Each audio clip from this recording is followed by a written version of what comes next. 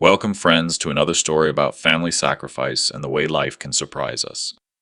If you found yourself here, I ask only this: stay with me until the end, and if the story moves you, consider subscribing to the channel. These stories aren't just entertainment, they're reminders of what love and loyalty should mean. Share them too, because someone you know might need to hear this. Now, today's story is called My Son Said I Wasn't Welcome for Christmas, so I canceled the mortgage payment. Max Hayes was 58, a man with weathered hands and a back that ached on cold mornings, the kind of man who had built more with sweat than with words. He stood in his modest living room, stringing the last set of Christmas lights across the branches of a half-decorated tree. The needles scratched his skin, and the faint smell of pine mixed with the cinnamon candle his late wife Ellen had always loved. It should have been a moment of comfort. Christmas had always been sacred in their home, a season of family dinners, carols by the fire, Ellen's laughter, and their son Michael tearing open gifts in his pajamas. But this year, Max stood alone in the soft glow of the string lights, one hand steadying himself against the tree, the other holding his phone pressed to his ear. On the other end came the words that knocked the wind out of him. "Dad, don't come this Christmas. We're spending it with Jenna's family. You'll just ruin the vibe." The sentence sliced through him sharper than any cold December wind. Max froze the ornament in his hand, a tiny wooden angel Ellen had bought at a church fair years ago, dangling uselessly between his fingers. He wanted to believe he'd misheard, that Michael's voice had been distorted through the line. But silence stretched, and in it the truth rang clear. His son's voice was firm, casual, even as if excluding his father from Christmas dinner was nothing more than declining a business meeting. Max's voice cracked. He cleared his throat and tried again, softer this time. "Son, I've been cooking all week. Turkey, mashed potatoes, even Ellen's old cranberry recipe." "I thought There's no need, Dad," Michael interrupted quickly. "Jenna's parents have it covered. It'll be more fun this way.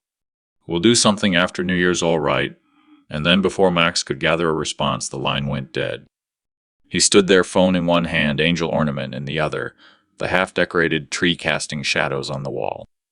The house was too quiet, so quiet that Max could hear the faint hum of the refrigerator in the kitchen, the ticking of the old mantel clock, and the pounding of his own heart. He set the ornament gently on a branch, but his hands trembled. The angel tilted sideways, unbalanced, as though even it sensed the weight of the rejection. "Ruin the vibe," he whispered to himself, the words tasting bitter. Outside the window, snowflakes drifted lazily under the street lamp, painting the world white. But inside, the air felt heavy, suffocating. Max lowered himself into Ellen's old recliner, the leather worn smooth from years of her evening reading. He closed his eyes, and for a moment he could almost hear her voice, warm and steady. "Don't give him so much that he forgets to be grateful." He had given everything. 2 decades of mortgage payments, college tuition, car repairs, every sacrifice tucked quietly into the ledger of his life. And now at Christmas, the one day meant to bind families together, his son had cast him aside with a sentence. The tree lights blinked softly, a mechanical rhythm that mocked the stillness in the room. The chair creaked beneath him as he leaned forward, elbows on his knees, hands covering his face. He was not just unwelcome. He was unnecessary. But somewhere in that ache, under the sting of humiliation, a seed of resolve began to form. Max whispered into the empty room. "You think I ruined the vibe? We'll see." Max stood frozen in the quiet living room, the half-decorated Christmas tree glowing faintly with the lights he had strung earlier that morning.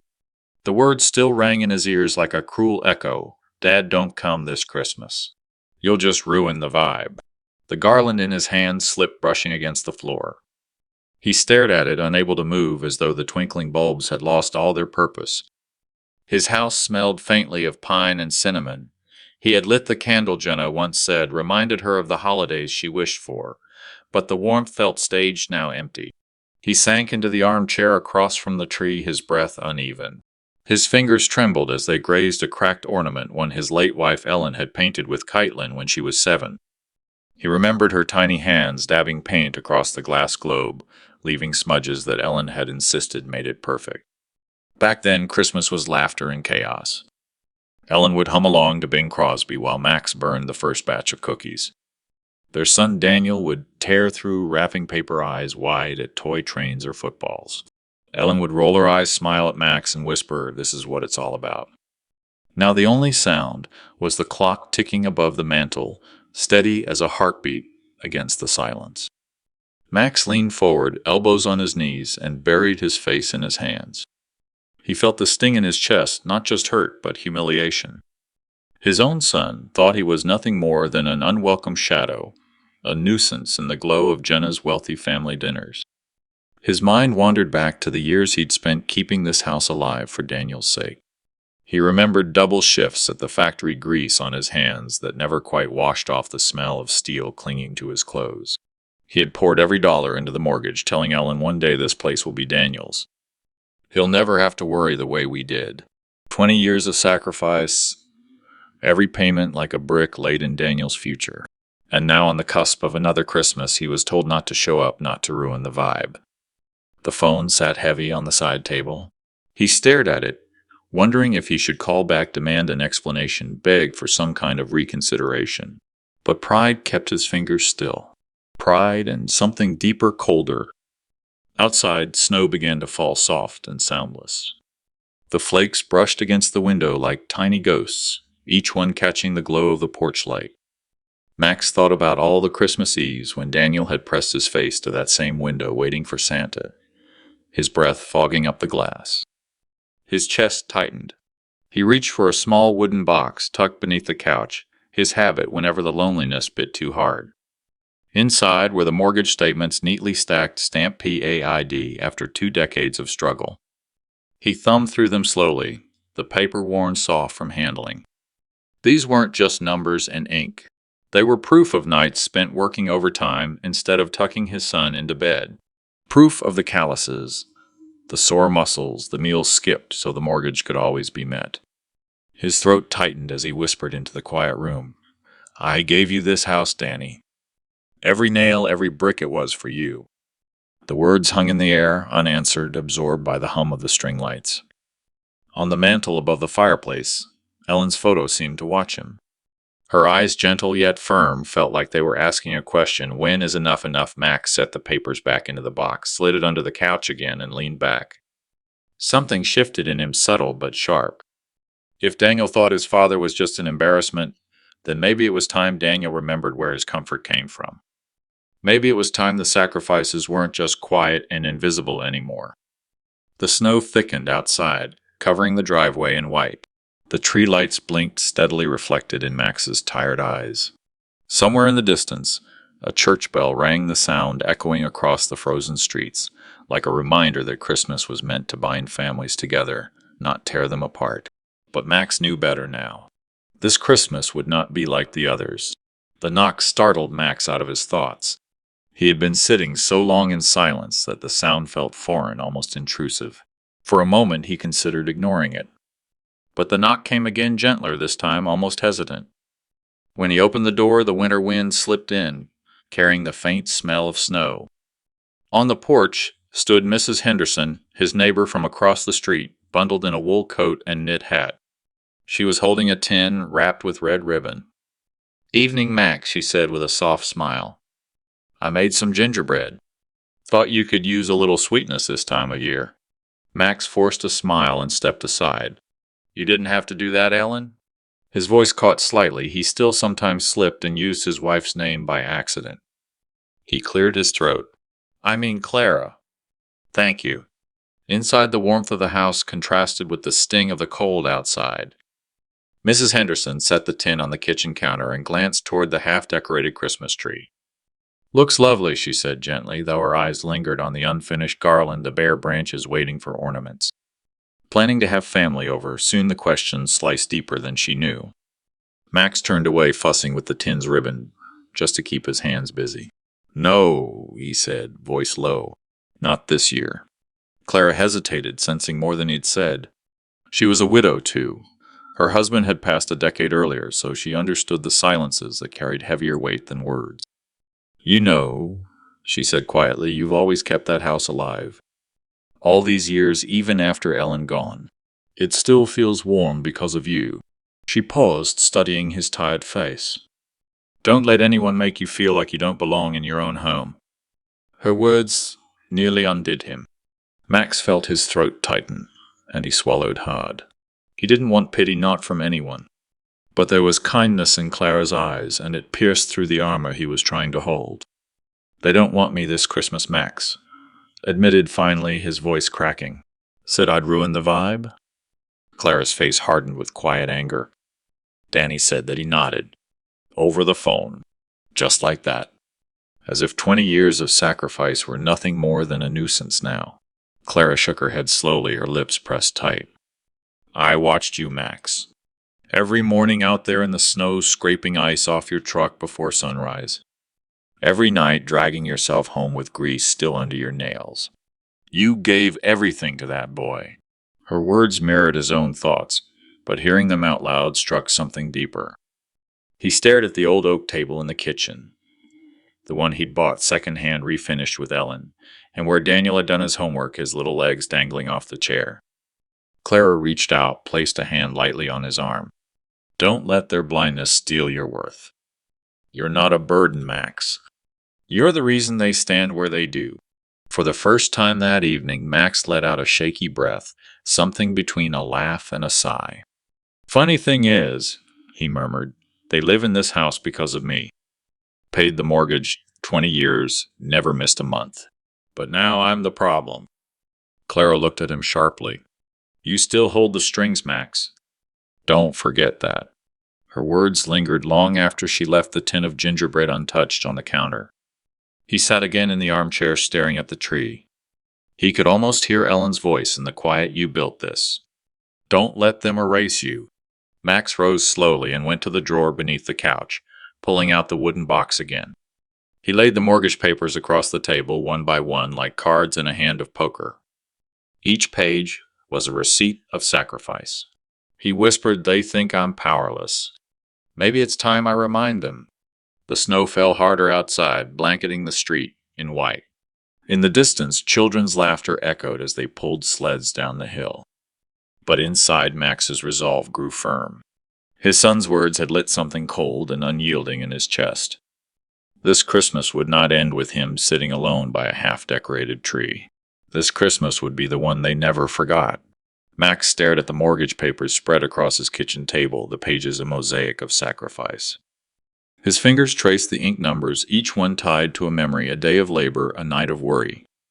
The house had not come easy. He remembered the day he and Ellen first signed the papers, a young couple with more hope than since their newborn son, swaddled in Ellen's arms. The banker had smiled politely, but Max saw the hesitation in his eyes. A mechanic's salary wasn't much to stand on, not for a 30-year mortgage. But Max had signed anyway, his pen heavy with determination. Every month after that became a battle. He worked double shifts at the auto shop, grease buried so deep in the creases of his hands that Ellen joked it was tattooed there forever. Sometimes he came home too tired to eat, collapsing into the chair while Ellen reheated dinner in the oven. She'd rub his shoulders, whispering, We'll get there, Max. One brick at a time. There were winters when the heating bill nearly broke them. Max remembered layering sweaters over Daniel's small body, tucking him in with extra blankets, and telling him it was like camping indoors. He remembered Ellen quietly returning Christmas gifts to the store one year when money ran short, and instead wrapping small handmade toys for Daniel. Every nail in the walls, every coat of paint on the trim, Max remembered laying it down himself sometimes at 2 a.m. when the house was silent and the world felt too heavy. Ellen would find him asleep, on the ladder, paintbrush still in hand, his body pushed beyond exhaustion, but his will unbroken. There had been close calls, too. He remembered the year the auto shop downsized and he was laid off. Daniel was 11 then. Max had gone nearly 3 months without steady work, taking odd jobs fixing neighbors' cars for whatever they could spare, hauling scrap metal, even shoveling snow for $10 a driveway. He remembered Ellen's face the night he nearly broke, tired, scared, but still carrying that quiet faith. We'll get through it, she said, holding his hands. You've never let us down. And he hadn't. When the auto shop rehired him, he returned with even fiercer resolve. He never missed another payment. The mortgage became his silent rival, the mountain he refused to let conquer him. But what weighed heavier than the debt was the dream behind it. This wasn't just a house, it was meant to be the fortress of their family. Every Christmas morning under its roof was proof that the sacrifice had been worth it. He remembered Daniel's wide-eyed joy when he unwrapped a bicycle at age 7, Ellen smiling from the couch, their home filled with laughter. Now that same boy, grown into a man with a polished wife and polished words, had stood on the other side of a phone line and told him, "Don't come. You'll ruin the vibe." The memory stung like salt on an open wound. Max rubbed his temples, exhaustion and anger twining together. If Ellen were here, what would she say? She had warned him once, don't give him so much that he forgets gratitude. He had waved her off at the time, convinced that love was enough. That sacrifice would be remembered, that a son raised in sweat and love would never turn his back. He was wrong. The old man leaned back in his chair, staring at the papers spread before him. Receipts, statements, records, proof that he had built more than walls. He had built a life for a boy who now called him an inconvenience. His jaw tightened. If they thought this house was theirs to enjoy while he sat alone at Christmas, they were mistaken. This home was not a gift from fate, it was the product of his blood and labor, and the power over it was still his. Outside, the snow thickened, falling in heavy silence. Max stood gathering the papers into a neat stack. He slipped them back into the wooden box, but this time the weight felt different. Not just history, not just sacrifice. A weapon. As he closed the lid, the grandfather clock in the hallway struck 9. Its chime echoed through the rooms he had built brick by brick, nail by nail, year by year. The sound seemed to whisper a reminder, this house is yours. Do not forget it. And Max didn't. Not anymore. Max sat at the kitchen table, the wooden box still at his side, his fingers tracing its edges as though the memories inside might cut him if he wasn't careful. But the memories came anyway, uninvited, relentless. He remembered Daniel at 18, lanky and nervous, his acceptance letter from the University of Colorado trembling in his hands. "Dad, I got in." Max could still feel the rush of pride that nearly lifted him out of his chair. He had hugged his son so tightly. Daniel laughed and muttered, "Dad, I can't breathe." The pride had lasted until the tuition bill arrived. $48,000 over 4 years. Max had sat at the same table, staring at the number as though it were a foreign language. He could have told Daniel no. He could have said, "I can't afford it. Take out loans. Work your way through." But he didn't. He worked double shifts, sometimes even sleeping on a cot in the garage at the shop, so he could clock back, and 6 hours later. Ellen had rubbed his back when his muscles ached, whispering, "You'll kill yourself at this pace." Max had smiled, weary but unshaken. Better me than his dreams. He remembered the graduation ceremony, Daniel in his cap and gown, walking across the stage with a grin so wide it lit up the whole arena. Max had stood clapping until his palms stung his chest, swelling with something close to triumph. That's my boy, he thought. Every sacrifice, every sleepless night, every skipped meal, it had all been worth it. But worth it to whom the next memory came sharp and bitter, the wedding. Daniel had called him one evening, voice tentative. "Dad, Jenna wants a real wedding. The big one, like in the magazines. We're looking at 30,000. Maybe more." Max had nearly dropped the phone. 30,000, he had told Daniel that was impossible, that they could stretch to 5, maybe 8. But Daniel had sighed, his voice carrying disappointment. Then Jenna had taken the phone, her voice syrupy sweet. "It's every girl's dream, Mr. Turner. We'll never forget this, if you can make it happen." He should have said no. Ellen's words echoed in his mind even now, "Don't give him so much that he forgets to be grateful." But instead, Max had worked Saturdays and Sundays for 6 months, laying hardwood floors with a contractor friend who paid him under the table. He remembered coming home with his knees swollen, his hands cracked open from the strain, collapsing into bed with no energy left to speak. The wedding had been beautiful, though. Max remembered Jenna's smile, Daniel's tuxedo, the chandeliers, and white roses filling the ballroom. During the father-son toast, Daniel had hugged him, whispering, "Dad, you're the best. I'll never forget this." But he had forgotten. Max's jaw clenched as another memory rose, this one fresher, Jeremy, the son-in-law, asking for help when his BMW broke down. A new transmission, $3,000. Max had drained his emergency savings money he had kept aside for his own retirement, his medical bills, maybe even a trip to see the ocean one last time. Jeremy had clapped him on the back like a buddy at a bar. "You're the most generous man I know, Max. I'm lucky to have married into this family." Lucky. And yet, 3 months later, Daniel had stood on the phone telling him he wasn't welcome for Christmas because he would ruin the vibe.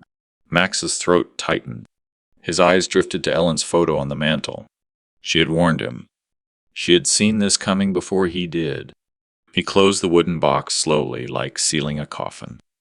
Inside were 20 years of sacrifice, tuition receipts, wedding invoices, car repair bills, mortgage payments, bank statements with his name scrawled in weary penmanship. Proof that he had given everything, and for what to be cast aside like an old coat that no longer fit the silence in the house pressed heavy against his chest. Outside, the snow whispered against the window, blanketing the world in white as though mocking him with its purity. But Max felt something shift inside him. These papers, these sacrifices, they weren't just history. They were leverage. Evidence. And if his son thought he was too weak, too old, too sentimental to use them, he was about to learn just how wrong he was.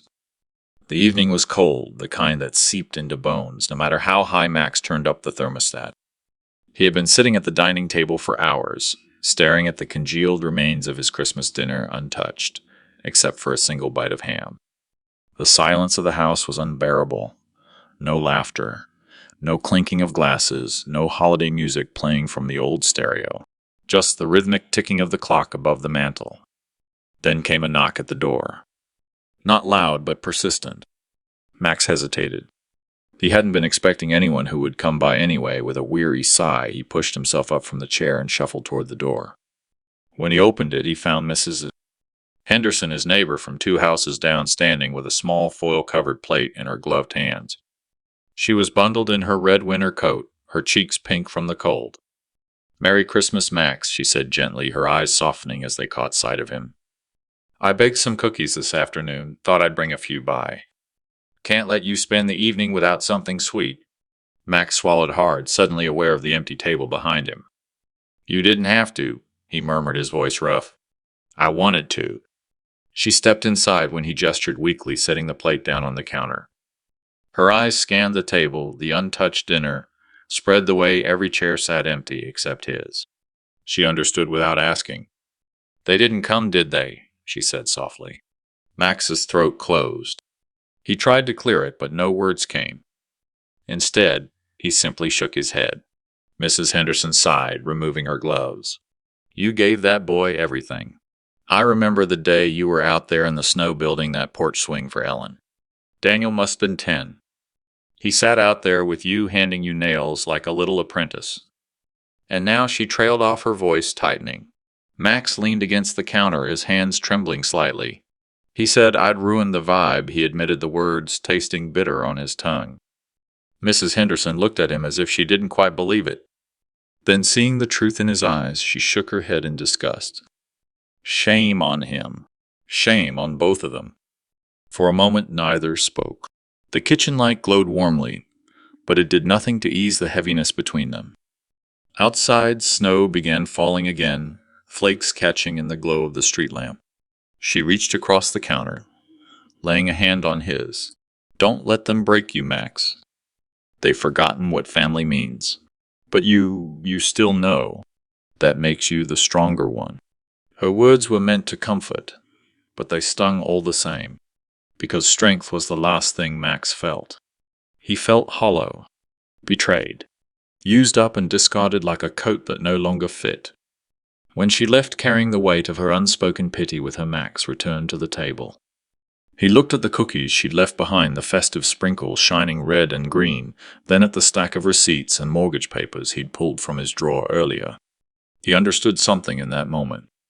Daniel and Jenna didn't just forget him, they erased him. But he had the means right there in front of him to remind them exactly who had built their lives brick by brick. And this time they wouldn't be able to ignore him. The calendar pages had turned another year gone. The old pine tree in Max's front yard, the one Daniel used to climb as a boy, was now strung with new lights. Max had spent the morning balancing on a shaky ladder hanging the decorations by himself. He told himself it was for the neighborhood kids for the sake of tradition, but deep down he knew it was for Daniel. This Christmas would be different. It had to be. Max had roasted a turkey this time, determined to make the house smell like the holidays used to sage stuffing buttered rolls, sweet potatoes caramelized just right. He polished the silver set, out the good china, even placed Daniel's favorite cranberry sauce on the table, the kind with whole berries, not the jellied one from a can. The table gleamed every detail, prepared with the precision of a man desperate for reconciliation. 2 candles flickered in the center, their light dancing across the crystal glasses. In the corner, Ellen's photo still sat on the mantel, her smile frozen in time, watching over him. Max checked his watch again. 7 o'clock. They had said they'd stop by. Daniel's voice from the phone call a week ago echoed in his memory. Sure, Dad will swing by for a bit. Jenna's folks have their big dinner later, but we'll come see you first. The words had carried a careless ease, but Max had clung to them like a drowning man clings to driftwood. 7:30. The turkey had cooled. He reheated the gravy, pacing the kitchen like an anxious host. He kept glancing out the windows, searching for headlights that never appeared. 8 o'clock. The cranberry sauce bled across the plate, untouched. He poured himself a glass of wine, but couldn't drink it. His hand trembled too much. By 9, the truth set in. They weren't coming. Again. Max sank into his chair, staring at the feast laid out before him. Every dish was meant to welcome family, yet the house remained as silent as a tomb. The empty chair across from him mocked him. He imagined Daniel there, Jenna smiling politely beside him, but the vision shattered against the reality of their absence. The phone sat on the counter. No calls. No messages. Not even an excuse. He tried to eat, but every bite was tasteless. Halfway through, he pushed the plate away, his chest tightening with something deeper than anger. It was grief. Grief for a son, still alive but lost to him. He rose slowly, gathered the plates, and began scraping the food into the trash. The clatter of porcelain against the sink was loud in the silence, each scrape of the fork echoing like an accusation. When the last dish was washed, Max returned to the dining room. The candles had burned low, their wax dripping onto the tablecloth. He blew them out, one by one, the smoke curling upward into the dark. And then he whispered to the empty room, never again. That night, as snow fell quietly outside, Max sat at his desk. He pulled out the folder again, the mortgage papers, the receipts, the bank statements. He laid them across the desk like cards in a game only he knew how to play. His eyes hardened. This was no longer about forgiveness or waiting for them to remember him. This was about justice. About making sure Daniel and Jenna understood the weight of what they had thrown away. They thought he was just an old man with nowhere else to go. But Max knew something they had forgotten. He held the keys to everything they called theirs. And this time he wasn't going to let it slide. 2 days after Christmas, Max bundled himself in his heavy coat and trudged through the snow to the grocery store. He didn't need much, just milk bread and maybe some fresh fruit, but more than anything he needed to be around people. The silence of his house had grown unbearable. The store was warm and crowded families shuffling past with carts piled high with holiday leftovers and discounted decorations. Max kept his head down, pushing his small cart toward the produce section. Then he froze. Daniel's voice, clear, confident, and all too familiar. Max turned his head just slightly and saw them, Daniel and Jenna. They were at the butcher's counter, laughing with another couple. Daniel wore his new leather jacket, the one Max knew he couldn't afford without the help Max had quietly given over the years. Jenna's laugh was high and sharp, like glass breaking. Max lingered by the apples, pretending to compare prices, his ears straining. Jenna's parents went all out again this year, Daniel said proudly, his voice carrying across the aisle. Prime rib honey, glazed ham, even lobster tails. You wouldn't believe the spread. Nothing like what I grew up with. Jenna smirked, adding his dad always tried, bless his heart, but it was humble. This year, though, it felt right. Our kind of Christmas. The words hit Max like a punch to the chest. Humble. That was what she called the years of turkey dinners, of Ellen's pies, of him working double shifts, So Daniel never went without Max gripped the cart handle so tightly his knuckles turned white. The other couple laughed, and Daniel kept going as if proud to announce his distance from the man who had raised him. It's nice being with people who understand success, no drama, no awkward silences. Just family. Family. Max's breath caught. His son was standing in the middle of the store, rewriting history in front of strangers, painting Jenna's family as his true home while dismissing his father's sacrifices as nothing more than awkward. He backed away slowly, not wanting them to see him. His chest felt hollow, like air had been sucked out. He wanted to scream, to confront Daniel right there in front of everyone, to demand who paid for your first house, who cleared your debts, who gave you Christmas when you were a boy, but he didn't. Not yet. Max left his cart abandoned by the apples and walked out into the cold night. The snow crunched beneath his boots, his breath forming clouds in the frigid air. His heart pounded with betrayal, but underneath it a new fire was burning. This wasn't just carelessness anymore. This was intentional. Public humiliation disguised as casual conversation. Max shoved his hands into his coat pockets and whispered to himself, if he wants to rewrite the past, fine. But I'll write the ending. The neon glow of the grocery store flickered behind him as he walked away, each step harder, more determined than the last. The wind howled that night as Max sat at his kitchen table, the house quiet except for the ticking clock on the wall. He couldn't shake Daniel's words at the grocery store, nothing like what I grew up with, our kind of Christmas. They looped in his head like a cruel chant. On the table lay the bills he hadn't yet put away. Old receipts, mortgage papers, tuition, records, all the silent witnesses of a lifetime spent giving. He ran his hand over them absent-mindedly as though tracing the scars of his own sacrifices. The phone rang, startling him. It was his sister Rosa. "Max," she said, her voice warm but firm. "I've been thinking about you." How was Christmas? Max swallowed hard. Quiet. Daniel and Jenna spent it with their parents again. There was silence on the other end, and then a sigh heavy with knowing. "That's the third year in a row, isn't it?" "Yes," Max admitted. "And you know what I found out?" He stood in the middle of the grocery store bragging about it. Dismissing everything Ellen and I ever gave him. Like it was nothing. His voice cracked, anger and heartbreak bleeding together. Max Rose's tone softened. "I know it hurts, but maybe it's time to stop chasing after them. They don't see you anymore." The words cut deep, harsher than she likely intended. Max stood up and paced the kitchen, gripping the phone so hard his hand shook. "Stop chasing them, Rosa. He's my son. My son."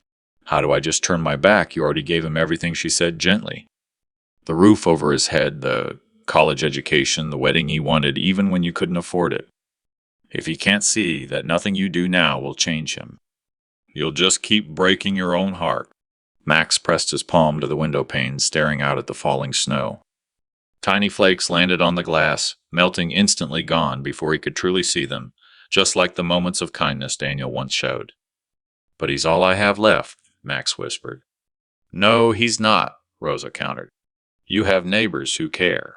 Friends at church who check in. Me. You're not as alone as you think. You're choosing to stay in his shadow, Max. You deserve better." Her words settled heavy in his chest. For years, he believed enduring his son's neglect was the price of love, that if he stayed patient, if he stayed giving, Daniel would return to him. But maybe Rosa was right. Maybe patience had only taught Daniel to take him for granted. "Ellen warned me," Max murmured almost to himself. "She said if I gave too much, he'd forget to be grateful. And he has." Rosa's voice softened. "Then maybe it's time to remind him." Max blinked. Remind him, not with more giving. With action. With something that makes him see you're not weak. That you're not his safety net anymore. For a moment, the line was silent, the weight of her words hanging between them. Max's jaw tightened, his pulse steadying. "Maybe you're right. Maybe it's time I stop being the man they can walk over. Maybe it's time I write the ending myself." He hung up his reflection, staring back at him from the darkened window, tired, yes, but with a spark in his eyes he hadn't seen in years. The snow kept falling, blanketing the world in silence. And Max, for the first time in a long time, began to think not of what he'd already lost, but of what he could still take back. Max sat at the dining table long after Rosa's call ended. The words still echoed, "Maybe it's time you remind him." His eyes drifted to the drawer in the side cabinet, the one he hadn't opened in years. Inside, in yellowed envelopes and worn folders, lived the story of his life as a father. He pulled the drawer open, and the weight of paper met him like an avalanche. Receipts, statements, contracts, mortgage records, all stacked with the precision of a man who'd never thrown anything away. Ellen used to tease him one day, "You'll need those Macs." "You'll see." She'd been right. He laid them out across the table, spreading decades of sacrifice in front of him. The first folder, mortgage records. 20 years of payments, $1.150 each month, often scraped together from overtime shifts and weekends spent laying concrete or fixing broken machinery for neighbors. His penmanship was still on some of the stubs, paid in full 2009. He ran his finger across the ink as if it were still wet. Next, college tuition receipts. University of Colorado. 4 years, $48.00. Max remembered the ache in his shoulders from working double shifts coming home covered in plaster dust. Ellen would rub his back while he wrote checks at that very table. "For Daniel's future," he'd say, and Ellen would nod, her tired eyes shining with pride. He found the wedding expenses folder, $32.00 for one day. He had told Daniel and Jenna he could only afford $5,000 or maybe $8,000. Jenna had cried, saying her dream wedding was slipping away. Max had caved working weekends, installing hardwood floors, taking cash jobs under the table. The receipts for the rented tux, the floral arrangements, the reception hall. They lay before him, like a monument to weakness disguised as love. There was a car loan statement. Daniel's first BMW. Max had co-signed, then quietly paid off $9,800 when Daniel missed payments. He'd never asked for repayment. "Don't worry, Dad, I'll take care of you one day," Daniel had said. That one day had never come. And finally, emergency repairs. 3 years ago, when Daniel's roof leaked after a storm, Max had dipped into his retirement savings covering the $12.00 repair bill. He hadn't wanted his son's young family to live under a dripping ceiling. He stacked the bills neatly, his jaw tightening. Every piece of paper was proof, every number a wound. Together they told a story of love that had been mistaken for weakness. Max grabbed a notebook and started adding the totals with methodical precision. Mortgage, $276.00. Tuition, $48.00. Wedding, $32.00. Car loan, $9,800. Roof repair, $12.00. Countless groceries, utilities, cash gifts, impossible to calculate. The total stared back at him, $377,800. Almost $400,000. His life savings. His sweat. His years. And what had it bought him? A son who told him not to come to Christmas because he would ruin the vibe. Max leaned back in his chair, his hands trembling, not with weakness this time, but with something harder, the kind of resolve that once built the house he sat in. He whispered to the silence of the room, "You think I'm just a burden, Daniel? Then you'll learn what it means to lose the very ground you stand on." He began placing the papers back into a single binder, crisp and organized. Not as a relic, not as a memory, but as evidence, a weapon. The snow outside glowed faintly under the street lamp, falling thicker now, blanketing everything in white. And inside, Max sat hunched over the table, the past spread before him, shaping the revenge that would define his future. The snow crunched beneath Max's boots as he carried the wrapped gift toward his son's front porch. The package was modest, a wooden toy train he'd carved by hand, something he'd meant for his grandson. He had spent nights in the garage smoothing the edges, painting the cars red and green like the trains he'd once built for Daniel when he was a boy. He paused at the bottom of the steps, taking in the warm glow spilling from the windows. Laughter echoed faintly through the frosted glass, the kind of laughter that belonged to family gathered around a holiday meal. Max's chest tightened. Maybe tonight is the night, he thought. Maybe despite the cold words, Daniel would see his father and realize there was still a place for him at the table. He rang the doorbell. Moments later, the door cracked open. Jenna stood there perfectly dressed in a silk blouse, her hair pinned neatly back, a glass of wine in her hand. The warmth of the house spilled into the icy night, but not for him. "Max," she said flatly, her smile tight and practiced. "What are you doing here?" I brought a gift. For Tommy." His voice faltered as he held up the toy. "I thought maybe I could join even just for dessert." Her eyes flicked down to the package, then back up to his weathered face. "That's kind. But tonight isn't a good night." Through the narrow crack of the door, Max glimpsed the living room. A Christmas tree glittered in the corner ornaments, shining Daniel laughing with Jenna's parents as they poured champagne. His grandson toddled near the fireplace, clapping at the music playing softly in the background. For a fleeting second, Max's eyes met his grandson's, wide, innocent, unaware. Then Jenna shifted, blocking his view. "Please, Jenna," Max whispered, his voice breaking. "I just wanted to see him. Just for a moment." Her polite veneer slipped, sharpness flashing in her tone.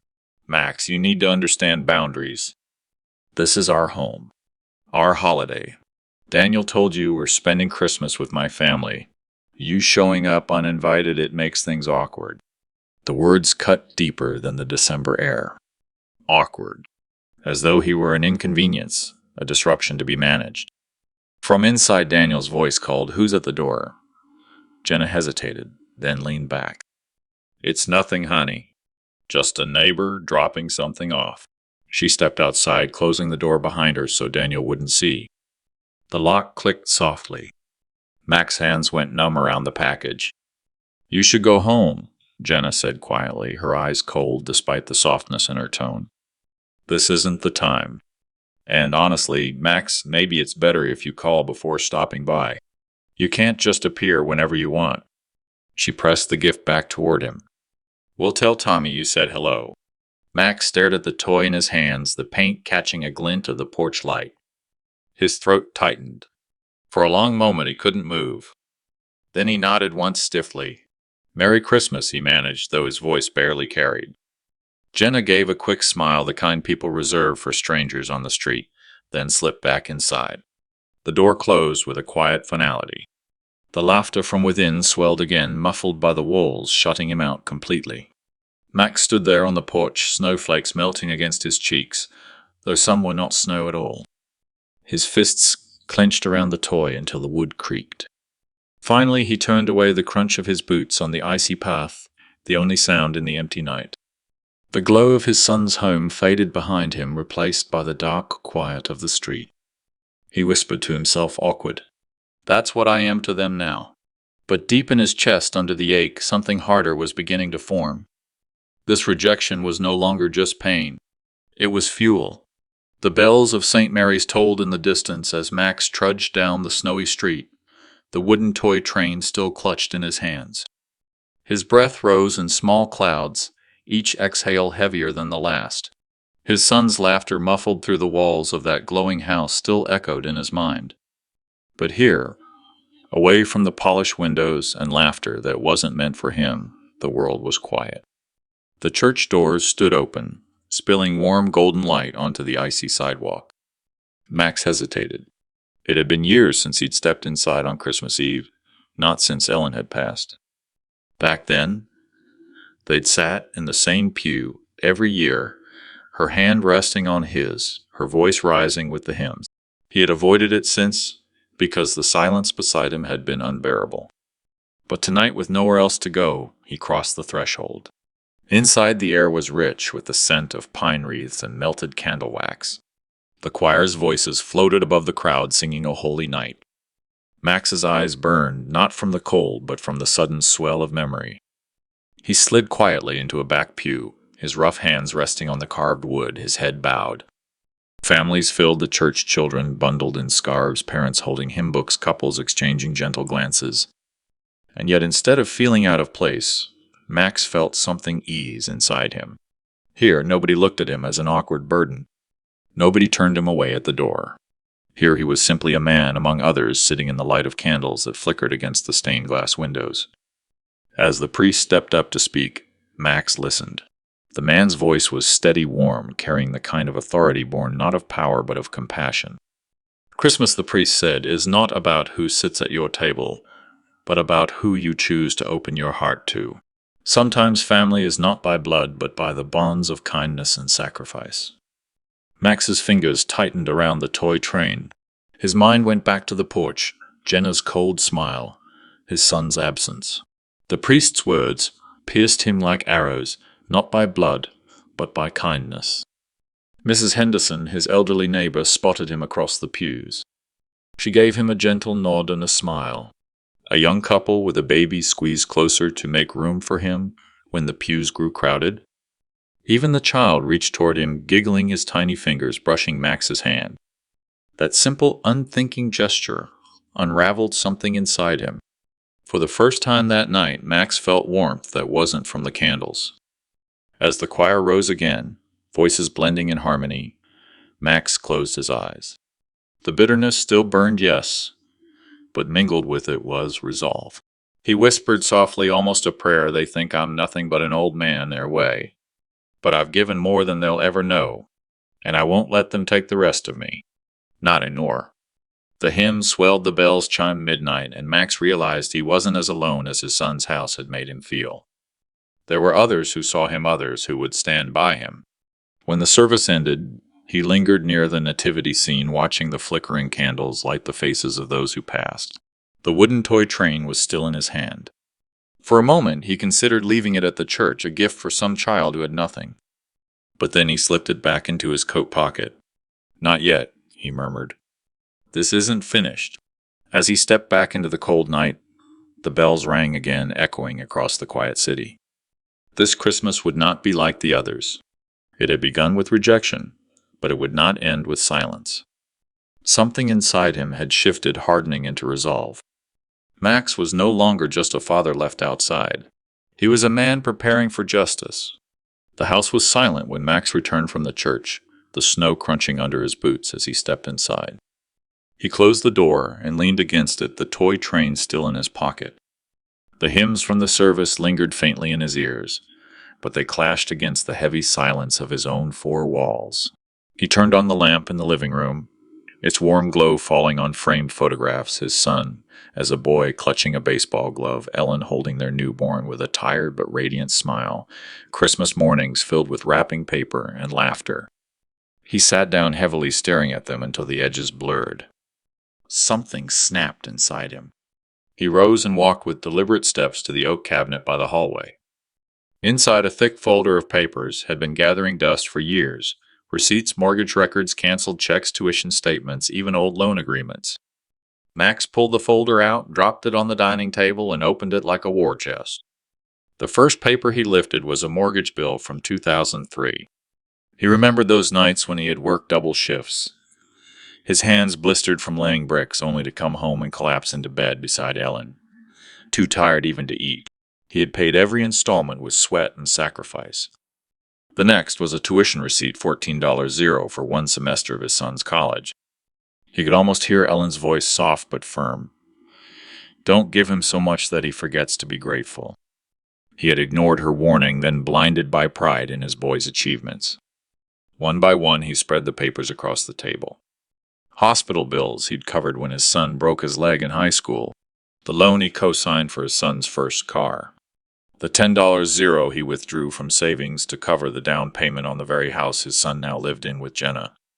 Each page was more than paper, was a wound, a memory carved into his flesh. His hands trembled as he touched them, not from weakness but from a rising storm within. At one point, he stopped and pressed his palms flat against the table, staring down at the evidence of a lifetime's devotion. His breath grew shallow, his heart pounding. For the first time, he allowed himself to whisper the truth, "They erased me." The words hung in the air, heavy and cold.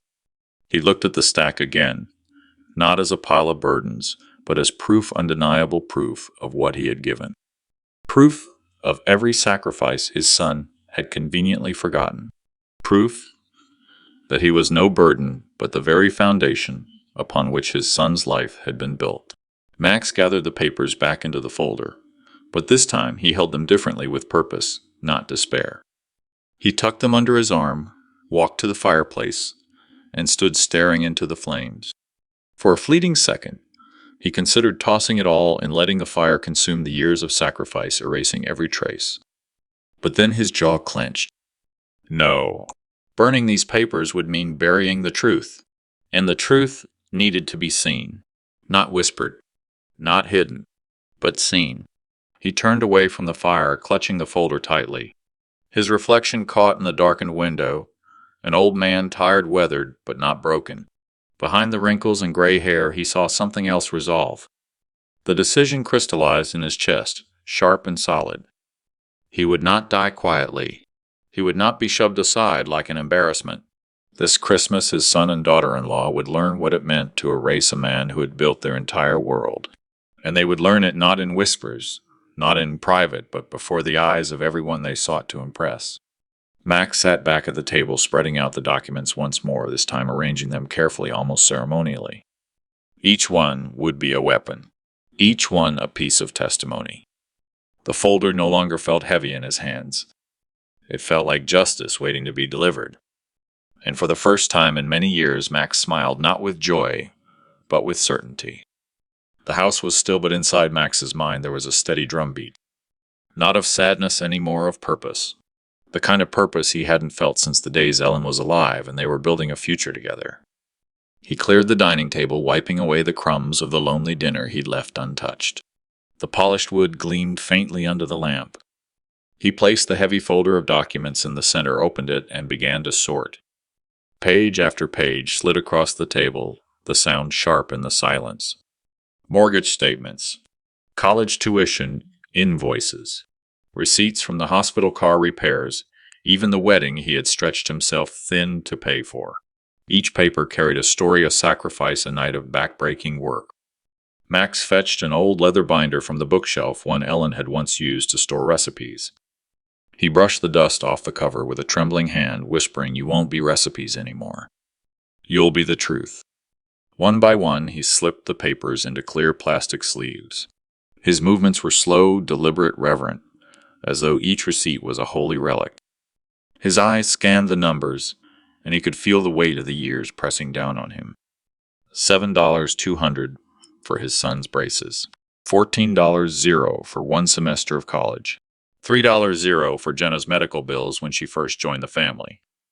$32.00 for the wedding money he never truly had but somehow found.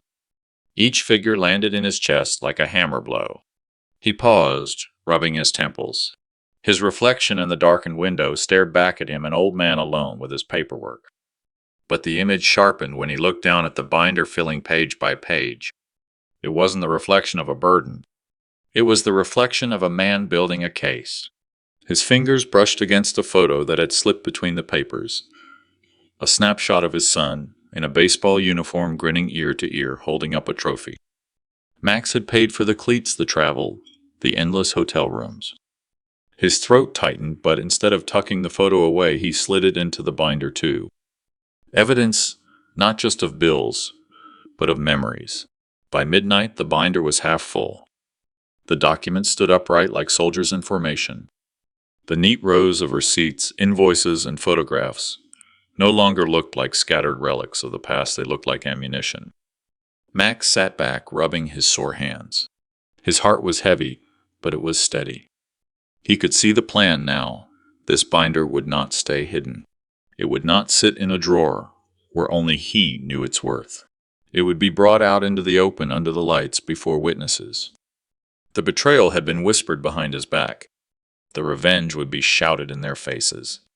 Max reached for a pen and on the first page of the binder wrote in his steady engineer's handwriting the record of a father's sacrifice. He capped the pen, laid it beside the binder, and closed the leather cover with a satisfying thud. For the first time in years, he felt taller. Stronger. His spine straightened, his shoulders squared. The world had tried to make him small, but here was proof tangible, undeniable, that he had mattered, that he had given. Tomorrow, he would continue. He would add more. Every bill, every loan, every cent. He would not let his life's work be dismissed as the weakness of an old man.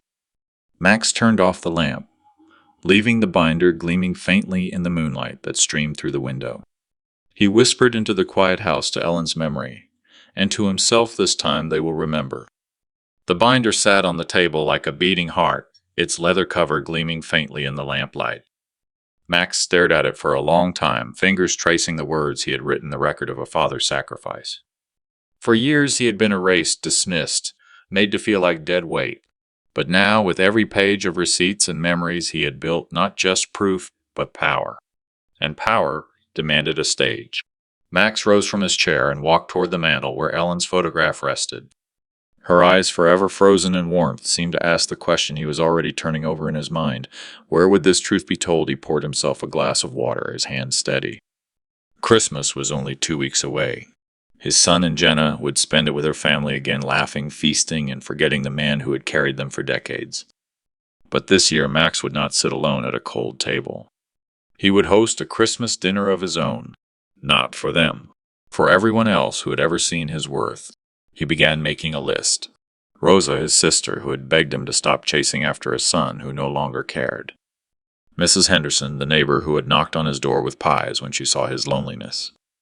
Pastor John from the church who had once prayed with him in the pew when Max's grief for Ellen nearly broke him. One by one, the names filled the page. People who had never once called him a burden. People who had, in small ways, kept him tethered to dignity. Max picked up the phone and started dialing. "Rosa," he said, when she answered, her voice thick with fatigue. "I'm hosting Christmas dinner this year. I'd love for you to come." There was a pause. Then soft but certain, "I'll be there, Max. I've been waiting for you to take your place again." Mrs. Henderson was next. She gasped when he extended the invitation. "Why, Max? I'd be honored.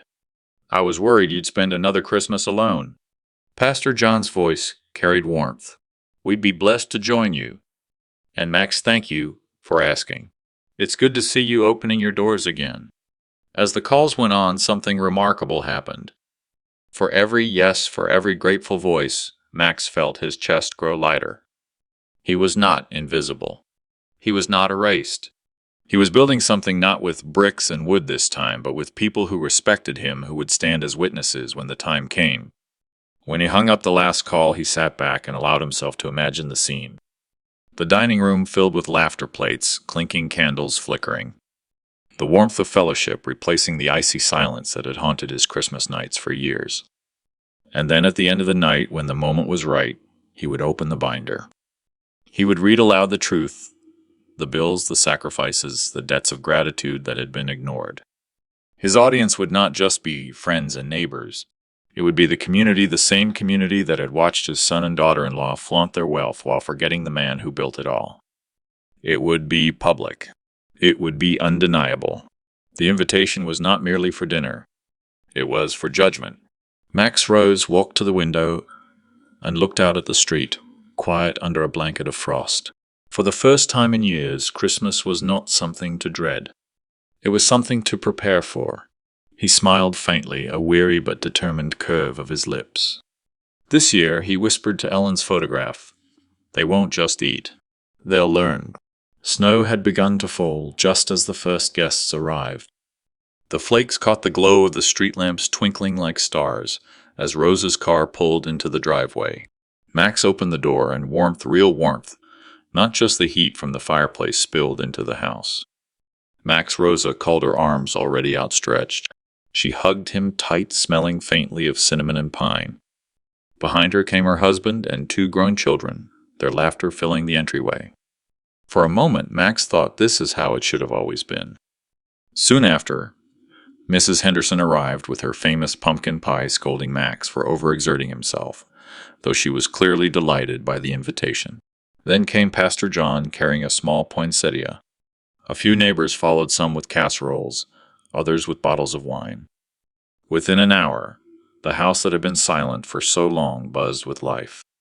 The dining table gleamed under the soft light of the chandelier. The plates were set, the silver polished, and candles flickered in the centerpiece. Max stood at the head of the table, pouring wine, refilling glasses, greeting every guest with a firm handshake or an embrace. The sound of voices filled every corner, so much so that for a brief second he forgot the one chair that sat conspicuously empty. It was the chair directly across from his, the place he'd always saved for his son. The chair remained untouched, its plate gleaming silverware, neatly arranged, waiting for someone who would never come.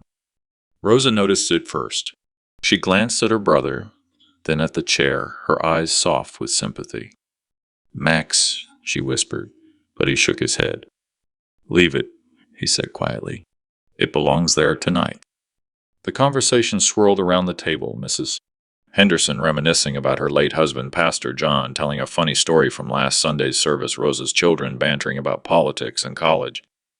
Max smiled, truly smiled, listening to the laughter and clinking glasses. But every so often his eyes drifted to that empty chair. It stood as a silent witness to his betrayal, a reminder carved out of absence. At one point, Mrs. Henderson leaned across the table. "Max, this is wonderful. You've done so much. This house feels alive again." He nodded.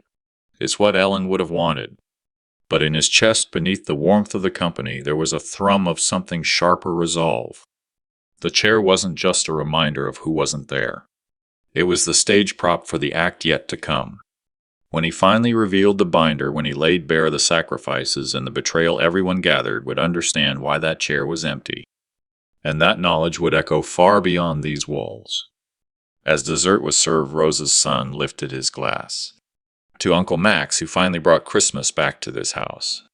The table erupted in cheers and the clinking of glasses. Max raised his too, his hand steady, his voice strong. To family, whether by blood or by choice. The toast rang through the house, and for a heartbeat he felt invincible. But his eyes fell once more on the vacant seat, the flicker of candlelight dancing across its untouched plate.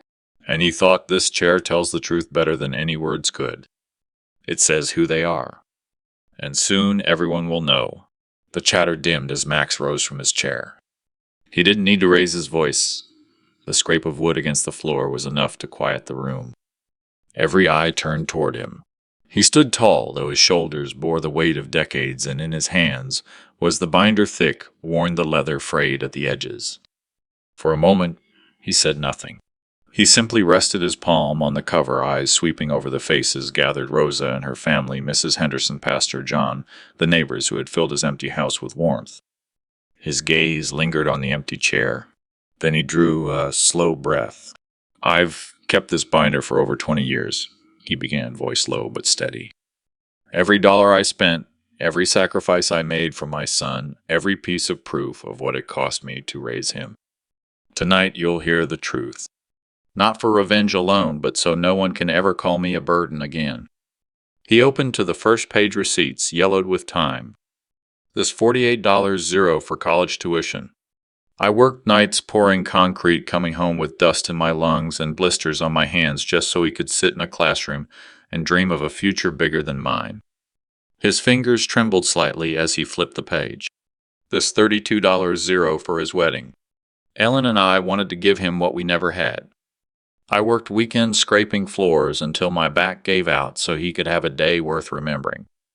He paused, his throat thick. "Turns out I was the only one who remembered." Gasps spread across the table. Mrs. Henderson pressed a napkin to her lips. Rosa reached for her brother's arm, her eyes wet. Max continued, his voice gaining strength. "Mortgage payments when he lost his job, $28 zero over 2 years. Medical bills. Car repairs. Grocery tabs when he and his wife lived under my roof without paying a dime." He raised his head, his voice hardening. "All told, $120 zero beyond the mortgage on this very house. Every dollar I gave with love. And what did I get in return?" He shut the binder with a crack, the sound ringing through the dining room. Silence followed, heavy as snowfall. Then Max's eyes slid to the empty chair. 3 Christmases in a row that seat stayed empty. Not because of distance, not because of sickness, but because I was no longer convenient. Because, in his words, Max's jaw tightened, his voice cutting sharp as glass, I would ruin the vibe. A murmur swept the guests. Rosa's husband shook his head in disbelief. Pastor John muttered a prayer under his breath.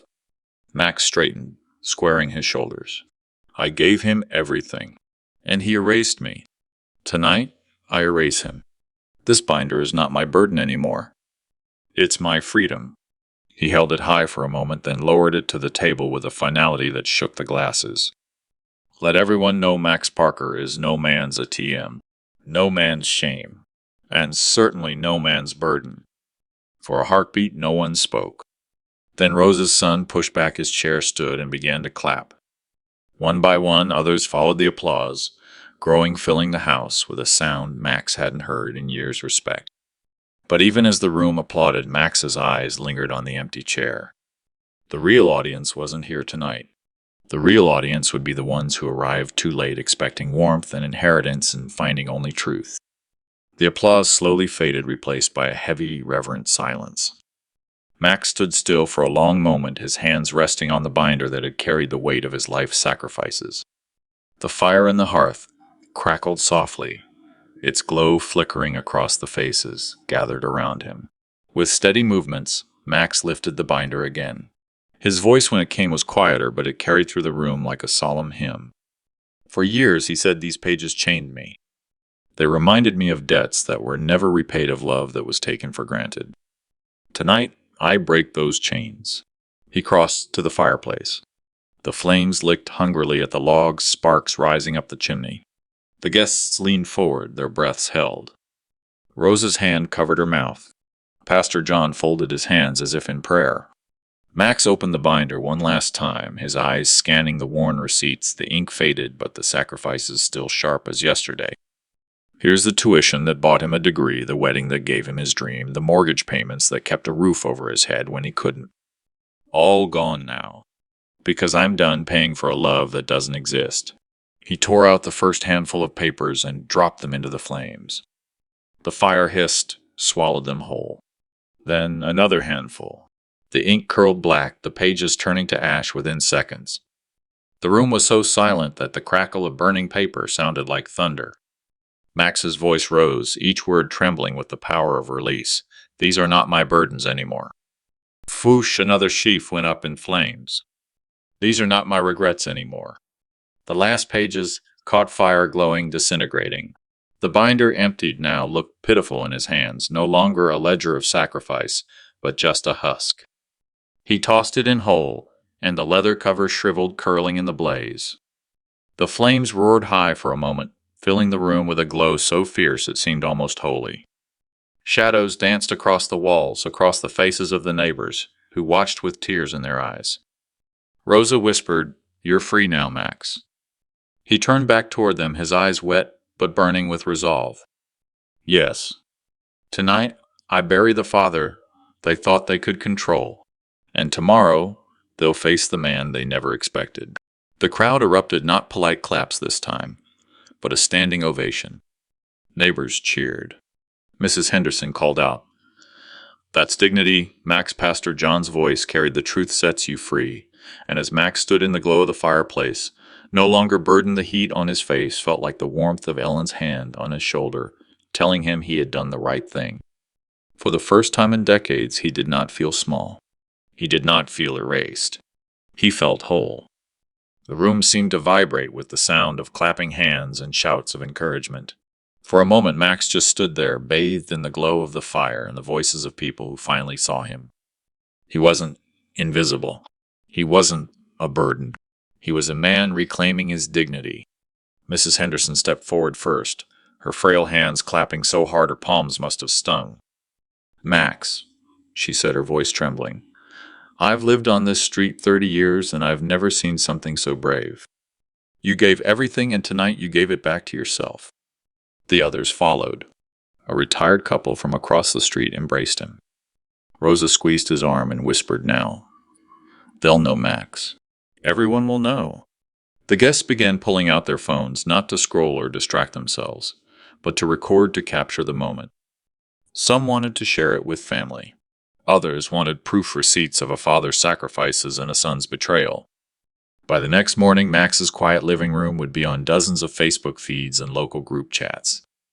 And sure enough, word began spreading even before the night was over. At the church potluck the following day, Pastor John recounted the scene, his voice thick with awe. "I saw a man who burned his burdens before us all. He taught us that silence in the face of disrespect is no virtue. The congregation nodded, murmuring, some dabbing their eyes. By Sunday, the grocery store clerk greeted Max differently. "Hey, Mr. Thompson," he said with a grin. "I heard what you did." Bold. Real bold. Two women nearby whispered, "That's him, the father who burned all the proof his son leached off him." Good for him. It was as if the community, long indifferent, had chosen a side. And this time it wasn't with his son, the one who drove the shiny car and wore the expensive suits. It was with Max, the man who had sacrificed for decades and finally said enough. At the diner down the road, a man Max barely knew approached his booth. "You're a legend now, sir," he said, tipping his cap. "What you did, that was justice. My old man went through something similar, but he never stood up for himself. Wish he had." The words struck Max deeper than he expected. He hadn't planned on being anyone's hero. He just wanted to cut the chains that held him down. Yet here he was, the story of his stand echoing across his neighborhood, stirring conversations about respect, family, and what a father deserves. Back at home, Max received knock after knock on his door that week. Some brought pie, others shook his hand. Mrs. Henderson even planted fresh poinsettias on his porch as a symbol of renewal. But more than the flowers, more than the food, it was their words that filled him. "You're not alone anymore, Max. You showed us how to fight with dignity. You reminded us what respect really means." And as he stood on his porch, the winter air cold against his cheeks, Max realized something powerful. He didn't just burn papers that night.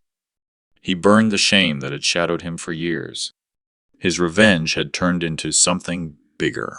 It was no longer just about his son's betrayal.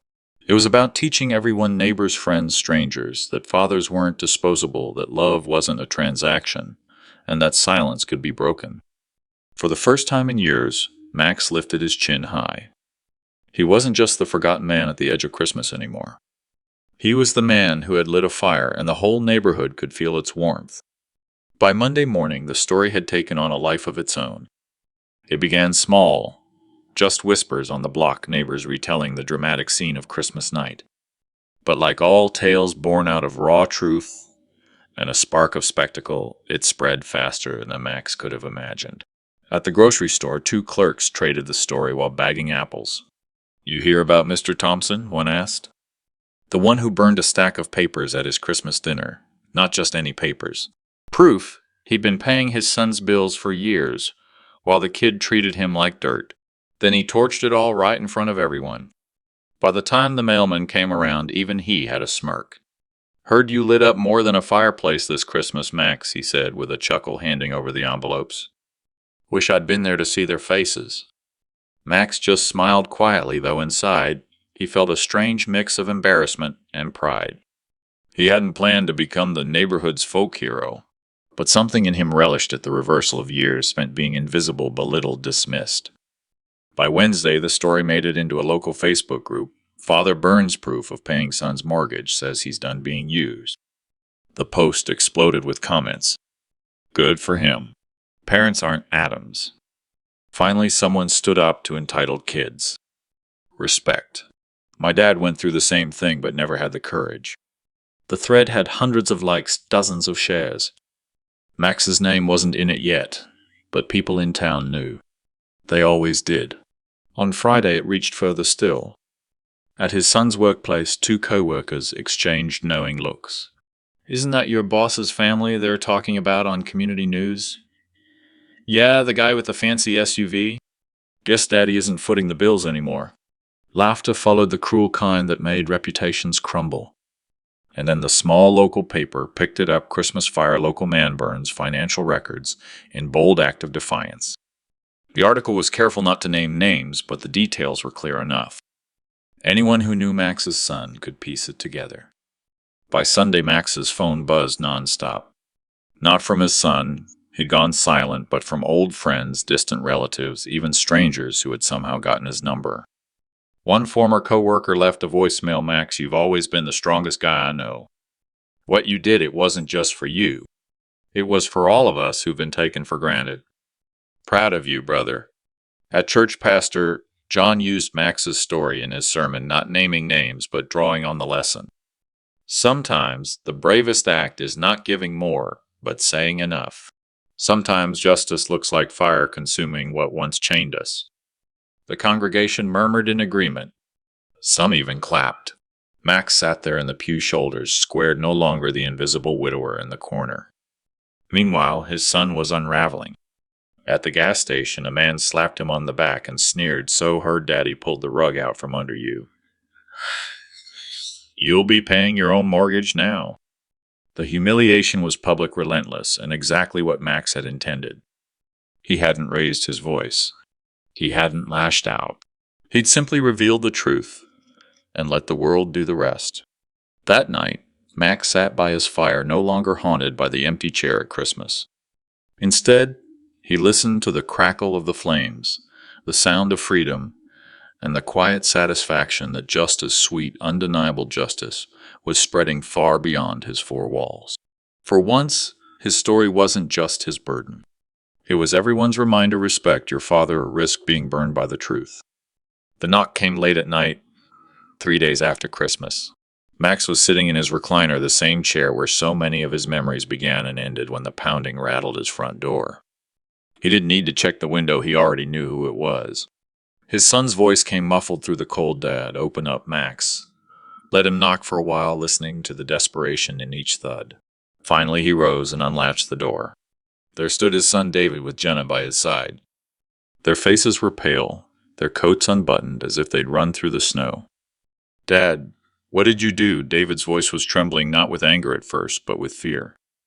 His eyes darted over Max's calm expression, searching for some sign of remorse. Max leaned on the doorframe, unhurried. "I did what needed to be done. The world knows now what kind of son you've been." Jenna pushed forward, her tone sharper. "You humiliated us in front of everyone. Do you have any idea what people are saying? David can't go to work without someone snickering behind his back. Our friends won't even look us in the eye." Max's eyes hardened. "And what about me? Do you remember the words you said, don't come this Christmas? You'll ruin the vibe. Do you remember how many mortgages I paid off, how many bills I covered just so you could have the life you're ashamed of me for ruining?" David's face flushed. He tried to reach for his father's arm, but Max stepped back, forcing him to stop at the threshold. For the first time, the son looked like a child again, lost, cornered, desperate. "Dad, please," David finally whispered, his voice cracking. We didn't mean it like that. We just wanted a different kind of Christmas this year." Jenna thought. "Don't blame her," Max cut in. "Those words came from your mouth, not hers. And I believe them. I stood by that tree waiting for a son who never came. Do you have any idea how deep that cuts?" The silence stretched. Even Jenna dropped her gaze, her anger faltering. But Max wasn't finished. He pulled out a small folder from the side table. Inside were copies of the receipts, the canceled checks, the mortgage statements, all the proof he had revealed on Christmas night. He placed it against his chest, then tapped it with one finger. "This is 20 years of my life. 20 years of me carrying you. And in one sentence you tried to erase it all." His voice shook, not with weakness, but with the weight of controlled fury. "I don't need your apology. I don't need your shame. What I did was not revenge, it was freedom. And I won't give it back." David's mouth opened, then closed again. He looked at Jenna, but she only folded her arms, no longer so bold. The humiliation had drained her fight. "Go home," Max said finally, his voice firm. "If you have one left." The words landed like a hammer. David's shoulders sagged. Without another word, he turned and walked back into the snow, Jenna trailing behind. Max watched them go until the night swallowed their figures. He shut the door slowly, the quiet house embracing him like a shield. For the first time in years, he didn't feel like a burden. He felt like a man who had taken his dignity back and left those who tried to take it from him standing in the cold. Snow still lingered on the ground when Max awoke the next morning. The silence of the house was no longer heavy. It felt like a clean slate.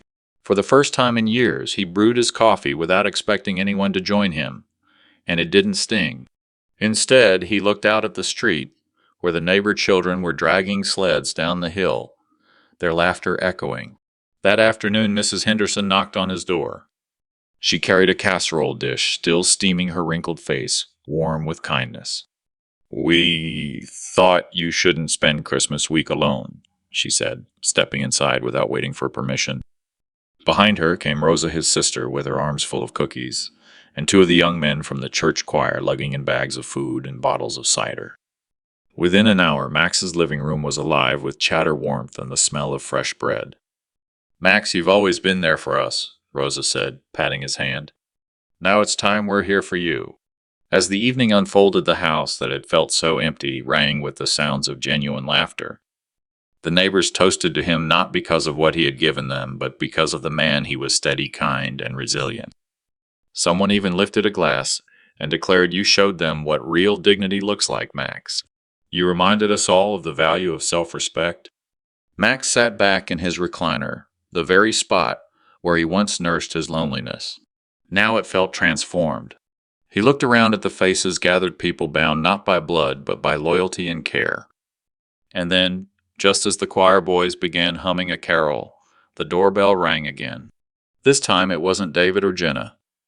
Standing there in the cold was Samuel, his teenage grandson. His eyes darted nervously, clutching a small gift bag in both hands. "Mom doesn't know I'm here," Samuel said quietly, his breath puffing in the winter air. "But I needed to see you, Grandpa." Max's heart lurched. He opened the door wide, ushering the boy in. The guest shifted aside, giving Samuel space as he approached his grandfather. The boy's voice cracked with sincerity. "I don't care what they say. I just want you in my life." Tears blurred Max's vision. He reached out and pulled Samuel into a fierce embrace, his voice breaking. "You'll always have me, son. Always." The room erupted in applause. Neighbors, Rosa, Mrs. Henderson, all clapping not just for Max, but for the restoration of something sacred. For the first time in years, the old man's heart was full. That night, as the laughter carried long past midnight, Max realized something profound: family wasn't always about blood. Family was about love, respect, and showing up when it mattered. He had lost a son, but he had gained a community, and perhaps most precious of all, he had not lost his grandson. The revenge had been sweet, but the justice, the dignity, and the warmth filling his house that night, that was the real victory. The next morning dawned with a pale gold sky, the kind that promised crisp winter air and long shadows. Max was up early, the smell of coffee filling his small kitchen as he stared at the newspaper he hadn't opened in months. The headlines had little to do with him yet. His story was already spreading. Neighbors talked, word traveled fast in a town where everyone knew had lived in the big house on Maple Street. At church that Sunday, he could feel the whispers around him. Mrs. Patterson, who had seen him leave with his suitcase, clasped his hand tightly. "Max, you did what every parent is too afraid to do. You stood up for yourself." Others patted his back, murmuring that he'd done the right thing, that maybe he'd given courage to others who had felt used by their own kin. Meanwhile, across town, his son and daughter-in-law were unraveling. Friends who once envied their stability now whispered behind their backs, "Did you hear they lost the house?" His father sold it out from under them. At Jenna's workplace, colleagues stopped including her in conversations. At David's gym, old acquaintances gave him sympathetic but wary glances. Respect was slipping through their fingers like sand. Max didn't need to watch their downfall closely. The community did it for him. Stories drifted back to him through neighbors and Rosa: how Jenna's voice had cracked at the grocery store when her credit card was declined, how David had been overheard snapping at a friend who dared to mention his grateful old dad. But Max wasn't gloating. Not outwardly. He simply sat on his porch one evening, Samuel beside him, watching the boy's breath form little clouds in the December air. "Grandpa," Samuel asked, hesitating, "was it hard selling the house?" Max turned, seeing Ellen's memory reflected in the boy's eyes. "Harder than you can imagine," he admitted softly. "But sometimes, son, you have to lose a place to save yourself. They thought I was nothing but a burden. I showed them I was more than that." Samuel nodded slowly, his young face absorbing the weight of the lesson. "I don't care what Mom says. You're not a burden. You're family." The words struck deeper than any applause, deeper than any whispers of gossip in town. For all the public humiliation, his son had endured this. This quiet recognition from his grandson was the truest form of justice. That night, As Max wrote in his journal by lamplight, he felt something shift. The revenge was already complete. The humiliation had already spread, but the redemption, the healing, was just beginning. For the first time since Ellen's death, he felt her presence not as a wound, but as a reassurance. He whispered toward her framed photo on the nightstand, "Ellen, I kept my promise. They won't take advantage of me again. And our grandson, he still remembers who I am." The house was gone, the old life finished. But in its place was something sturdier: dignity, respect, and the beginnings of a bond that might outlast even betrayal. He leaned back in his chair, looking at Ellen's photograph on the mantel he'd rebuilt in this new place. For years he had believed that the old house, the bricks and beams he and Ellen had labored over, was his legacy. But now he understood his true legacy was his dignity, his resilience, and the lesson he had left for those who tried to erase him. His son and daughter-in-law had lost not just a home, but their standing in the community, their reputation, their sense of control. Everywhere they went, whispers followed, not of admiration, but of shame. And while they wrestled with the consequences of their greed, Max sat quietly, surrounded by those who valued him for who he truly was. As Samuel carried over a plate of warm cookies, Max placed a gentle hand on the boy's shoulder. "Remember this, kiddo," he said softly. "Family isn't who takes your house or your money. Family is who sits with you even in the smallest place and makes it feel like home." Samuel nodded, and for a moment Max could almost feel Ellen smiling too. The pain had been real, the betrayal deep, but in the end the revenge was sweet, and it had brought him a freedom he hadn't known he needed. He stood at the window looking out into the snowy night. The town was quiet, the Christmas lights twinkling in the distance, and for the first time in years his chest felt light. He whispered into the winter air, "I'm not anyone's burden. I am my own man, and I am free." Thank you, dear listeners, for staying with us through this story of sacrifice, betrayal, and finally sweet justice. May we all remember that true family is found not in words, but in actions. And may dignity always be stronger than greed. From our channel to your home, we wish you health, happiness, and the warmth of family this season. Please don't forget to subscribe, share your thoughts in the comments, and join us for more stories that touch the heart and stir the soul. Until next time, may your days be filled with peace, and may love always find its way back to your table.